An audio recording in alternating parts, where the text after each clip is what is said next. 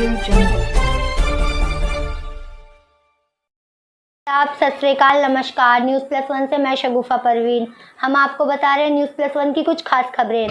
Doctor Bhimrao Ambedkar Jayanti पर AIMIM नेताओं ने अर्पित की श्रद्धांजलि। कहा, बाबा साहब के विचारों पर चलकर ही बन सकता है। समता मूलक समा गाजियाबाद में भारत रत्न, संविधान निर्माता और सामाजिक न्याय के अग्रदूत डॉक्टर भीमराव अंबेडकर की जयंती बड़े ही सम्मान और गरिमा के साथ मनाई गई। इस अवसर पर ऑल इंडिया मजलिस-ए-इत्तेहादुल मुस्लिमीन एआईएमआईएम के जिलाध्यक्ष डॉक्टर मेहताब अली और महानगर अध्यक्ष मनमोहन जाग गामा ने संयुक्त रूप से बाबा साहब की प्रतिमा पर माल्यार्पण किया और उनके योगदान को नमन किया। कार्यक्रम में मौजूद दोनों नेताओं ने एक स्वर में कहा कि बाबा साहब का जीवन संघर्ष, संकल्प और समर्पण की मिसाल है। उन्होंने समाज के सबसे वंचित तबके को आवाज़ दी, उसे हक दिलाया और संविधान के माध्यम से एक ऐसा मार्गदर्शन किया जो आज भी भारत को एकजुट रखने का आधार है। बाबा साहब का रास्ता ही सच्चा रास्ता है। डॉक्टर मेहताब अली। डॉक्टर मेहताब अली ने अपने संबोधन में कहा, आज के समय में जब समाज एक बार फिर वर्गों में बंट रहा है, तब बाबा साहब के विचार और भी ज़्यादा प्रासंगिक हो गए हैं। अगर हम उनके बताए रास्ते पर चलें, जहां समानता, बंधुत्व और न्याय हो, तो जात पात, ऊंच नीच और अमीरी गरीबी जैसी बीमारियां जड़ से खत्म हो सकती हैं। उन्होंने यह भी कहा कि बाबा साहब ने न केवल दलितों के लिए बल्कि हर उस व्यक्ति के लिए लड़ाई लड़ी जो सामाजिक भेदभाव का शिकार था। जी साहब, बाबा अंबेडकर जी के जन्मदिन पर देश की जनता को क्या मैसेज देना चाहते हैं? साथियों, आज हिंदुस्तान के संविधान के निर्माता बाबा भीमराव अंबेडकर साहब के जन्मदिन पर मैं जिलाध्यक्ष डॉक्टर मेहताब अली की तरफ से मैं खिराजे अकीदत पेश करता हूं और सभी हिंदुस्तान के दबे कुचले परिवार को, समाज को, जो भीमराव अंबेडकर साहब ने जीने का रास्ता, कानून जो सिखाया है, दबे कुचले परिवार सब भीमराव अंबेडकर के साथ रहें और उनके संविधान को माने। जय हिंद, जय भारत, जय भीम, जय मीम।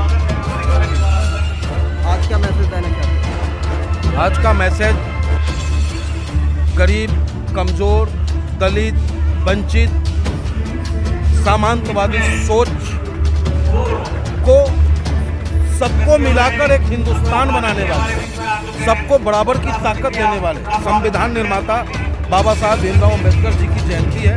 और इस जयंती पे मैं यही कहना चाहूँगा अपने हिंदुस्तान की आवाम से कि दोस्त, बाबा साहब भीमराव अंबेडकर वो शख्सियत रहे जिन्होंने बाल्यकाल से जातिवाद, छुआछूत के दंश को झेला। उस दंश को झेलते हुए, संघर्ष करते हुए शिक्षा प्राप्त की। उनका शिक्षित रहो, संगठित रहो और एक होकर के देश की मजबूती में अपना महत्वपूर्ण योगदान दो। लेकिन वर्तमान में जो सरकार बैठी है, तानाशाह सरकार बैठी है, उस तानाशाह सरकार को इस बाबा साहब भीमराव अंबेडकर जी की जयंती पे मैं एक ही बात कहना चाहूँगा कि लाठी के दम पर संविधान को तोड़ने और मरोड़ने का प्रयास मत करो। वक्फ बोर्ड अमेंडमेंट बिल के खिलाफ है हिंदुस्तान की आवाम और संविधान का कहीं न कहीं वायलेंस करने का कार्य आप कर रहे हो। तो आज के दिन ये ऐलान है ऑल इंडिया मजलिस-ए-इत्तेहादुल मुस्लिमीन गाजियाबाद की तरफ से कि अगर आपने वक्फ बोर्ड अमेंडमेंट बिल को वापस नहीं लिया तो संविधान के दायरे में रहकर बाबा साहब के श्री चरणों में श्रद्धा सुमन अर्पित कर इस जालिम सरकार के खिलाफ जंग का ऐलान करेंगे। करनी सेना और जो ना समाजवादी का जो इस टाइम राजनीति चल रही है, उसके विषय पर क्या कहना चाहते हैं? देखिए, इस लोकतंत्र में कहीं भी हथियार के दम पर प्रदर्शन करने की इजाज़त नहीं है। लेकिन अगर करनी सेना आज तलवार लहरा पा रही है तो ड्यू टू उत्तर प्रदेश के मुख्यमंत्री योगी आदित्यनाथ जी को होने की वजह से तो ये नहीं चलेगा।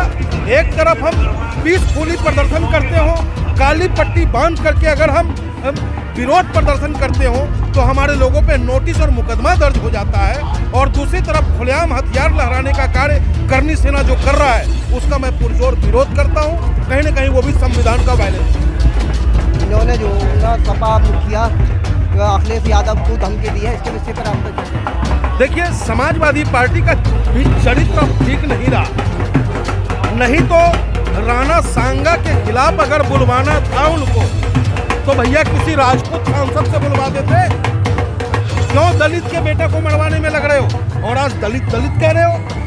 अगर तुम्हें नमाज रोड पे पढ़ेगा तो देश की बेटी इकरा हसन से ही क्यों कहवाया? ये बयान डिम्पल यादव क्यों नहीं दी? सवाल उठता है। तो आपका ये भी कहना है कि जो अखिलेश यादव ही राजनीति कर रहे हैं? सिर्फ राजनीति कर रहे हैं, जनता को मेन मुद्दा से भटकाकर